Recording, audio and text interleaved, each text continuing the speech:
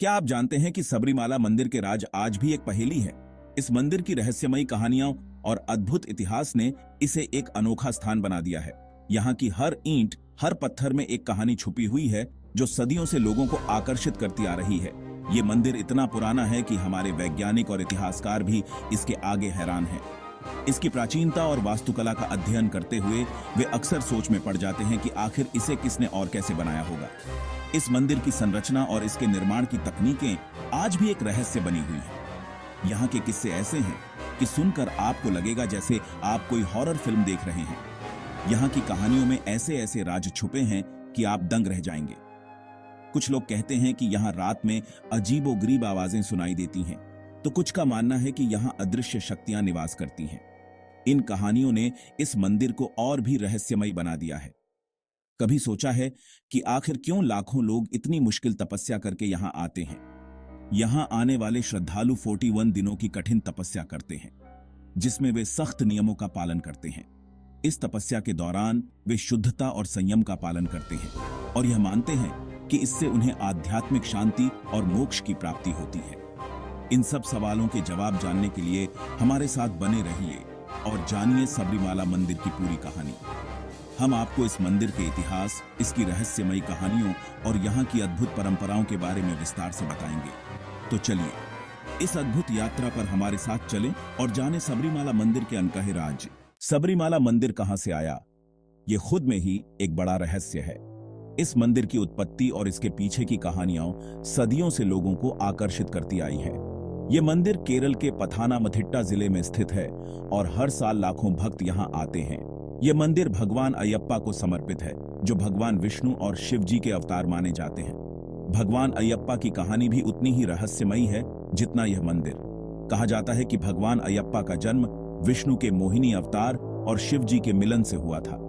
कहते हैं कि यह मंदिर एक घने जंगल के बीचों बीच है, जहां पहुंचने के लिए भक्तों को 41 दिन तक बहुत कठिन तपस्या करनी पड़ती है। इस तपस्या को व्रतम कहा जाता है, जिसमें भक्तों को कई नियमों का पालन करना होता है। उन्हें शुद्धता, संयम और भक्ति के साथ इस यात्रा को पूरा करना होता है। इस दौरान उन्हें सच का साथ देना होता है और मन पर काबू रखना होता है। भक्तों को इस यात्रा के दौरान कई कठिनाइयों का सामना करना पड़ता है, लेकिन उनकी आस्था और भक्ति उन्हें इस कठिन यात्रा को पूरा करने की शक्ति देती है। इस यात्रा के दौरान भक्तों को केवल शाकाहारी भोजन करना होता है और उन्हें शराब और अन्य नशीले पदार्थों से दूर रहना होता है। इस मंदिर का एक और रहस्य ये है कि यहाँ सिर्फ पुरुष ही आ सकते हैं, महिलाओं का आना मना है। इस परंपरा के पीछे कई कहानियां और मान्यताएं हैं। कुछ लोग मानते हैं कि भगवान अयप्पा ब्रह्मचारी थे और इसलिए महिलाओं का प्रवेश वर्जित है। ये परंपरा आज भी है और इसके पीछे का कारण भी बड़ा दिलचस्प है। कुछ मान्यताओं के अनुसार यह परंपरा भगवान अयप्पा की तपस्या और ब्रह्मचर्य को सम्मान देने के लिए है। इसके अलावा यह भी कहा जाता है कि इस परंपरा का उद्देश्य महिलाओं की सुरक्षा और सम्मान को बनाए रखना है, क्योंकि मंदिर तक की यात्रा बहुत कठिन और चुनौतीपूर्ण होती है। इस रहस्यमयी उत्पत्ति और परंपराओं के बावजूद सबरीमाला मंदिर भक्तों के लिए आस्था और भक्ति का एक प्रमुख केंद्र बना हुआ है। यहाँ आने वाले भक्तों की आस्था और भक्ति इस मंदिर की महिमा को और भी बढ़ा देती है। सबरीमाला मंदिर की कहानियां इसे और भी रहस्यमय बनाती हैं। एक कहानी के अनुसार भगवान अयप्पा ने यहीं पर महिषासुर का वध किया था। एक और कहानी कहती है कि भगवान अयप्पा यहाँ ध्यान लगाकर ब्रह्मांड के राज जानने की कोशिश करते थे, इसीलिए ये जगह ध्यान और योग के लिए भी मशहूर है। किंवदंतियों में यह भी कहा जाता है कि यहाँ के जंगलों में आज भी दिव्य शक्तियां हैं, इसलिए यहाँ आने वाले भक्तों को बहुत ध्यान से रहना होता है। सबरीमाला मंदिर के रिवाज भी उतने ही निराले हैं जितनी इसकी कहानियां। यह मंदिर केरल के घने जंगलों में स्थित है और भगवान अयप्पा को समर्पित है। यहाँ की परंपराएं और रीति रिवाज सदियों से चली आ रही हैं और हर साल लाखों भक्तों को अपनी ओर आकर्षित करते हैं। यहाँ आने वाले भक्तों को 41 दिन तक ब्रह्मचर्य का पालन करना होता है और मन को शांत रखना होता है। इसे व्रत कहते हैं। इस व्रत के दौरान भक्तों को कई नियमों का पालन करना पड़ता है, जैसे कि शुद्ध शाकाहारी भोजन करना, शराब और तंबाकू से दूर रहना और रोजाना पूजा अर्चना करना। इस दौरान उन्हें काले कपड़े पहनने होते हैं और बिना चप्पल जूते के चलना होता है। काले कपड़े पहनने का उद्देश्य है साधारण जीवन जीना और अहंकार को त्यागना। बिना चप्पल जूते के चलने से भक्तों को धरती से जुड़ाव महसूस होता है और यह उन्हें विनम्रता का पाठ पढ़ाता है। इस कठिन तपस्या का मकसद है खुद को शुद्ध करना और भगवान अयप्पा का आशीर्वाद पाना। यह तपस्या भक्तों को मानसिक और शारीरिक रूप से मजबूत बनाती है और उन्हें जीवन की कठिनाइयों का सामना करने के लिए तैयार करती है। यहाँ एक और अनोखी प्रथा है, मकर विलक्कू, जो एक दिव्य ज्योति के रूप में दिखाई देती है। मकर विलक्कू का आयोजन मकर संक्रांति के अवसर पर होता है और यह एक बहुत ही महत्वपूर्ण धार्मिक घटना है। इस दिन भक्तों का उत्साह और भक्ति अपने चरम पर होती है। इस ज्योति को देखने के लिए लाखों भक्त आते हैं और इसे भगवान अयप्पा का आशीर्वाद मानते हैं। मकर विलक्कू के दौरान भक्तों का समर्पण और आस्था देखने लायक होती है। यह एक ऐसा अनुभव है जो भक्तों के दिलों में हमेशा के लिए बस जाता है और उन्हें आध्यात्मिक शांति प्रदान करता है।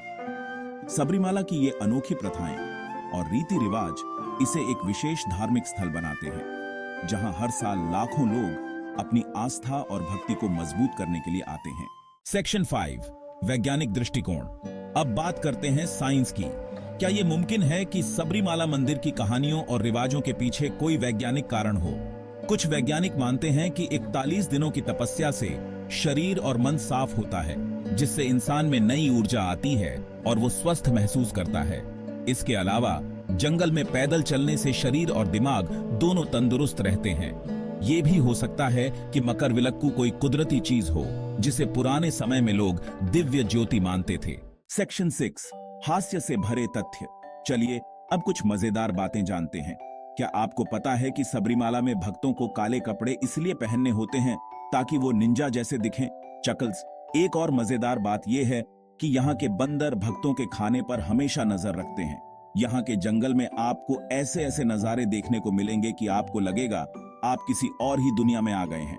और हाँ, यहाँ के पेड़ पौधे भी आपको अपनी कहानियां सुनाने से पीछे नहीं हटेंगे। सेक्शन 7, आधुनिक विज्ञान और साई-फाई कनेक्शन। अगर साइंस और साइंस फिक्शन के नजरिए से देखें तो सबरीमाला मंदिर और भी दिलचस्प हो जाता है। क्या यह मुमकिन है कि यहाँ कोई टाइम मशीन हो? कुछ लोग मानते हैं कि यहाँ की दिव्य ज्योति अंतरिक्ष से आने वाली किसी शक्ति का संकेत है। क्या यह भी हो सकता है कि यहाँ के जंगलों में एलियंस का अड्डा हो जो भक्तों की तपस्या से अपनी शक्ति बढ़ाते हों? Gap 2S। सेक्शन 8, उच्च गुणवत्ता वाली दृश्य सामग्री। अब बात करते हैं बेहतरीन नजारों की। सबरीमाला मंदिर का हर नजारा अपने आप में एक कहानी कहता है। यहाँ के हरे भरे जंगल, मंदिर का डिजाइन और भक्तों की आस्था, सब कुछ अनोखा है। यहाँ की दिव्य ज्योति का नजारा आपको एक अलग ही दुनिया में ले जाएगा। इन सबको देखकर आपको लगेगा जैसे आप किसी जादुई दुनिया में आ गए हैं। सेक्शन 9, शक्तिशाली आवाज में कहानी। सबरीमाला मंदिर की कहानी को एक दमदार आवाज में सुनना अपने आप में एक अलग ही अनुभव है। जब आप इस मंदिर की कहानियां एक जवान भारतीय लड़के की आवाज में सुनेंगे तो आपको लगेगा जैसे आप खुद इस सफर पर निकल पड़े हैं।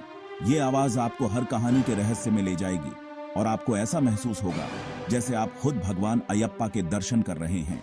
सेक्शन 10, आधुनिक समय में मंदिर का महत्व। आज के समय में सबरीमाला मंदिर का महत्व और भी बढ़ गया है।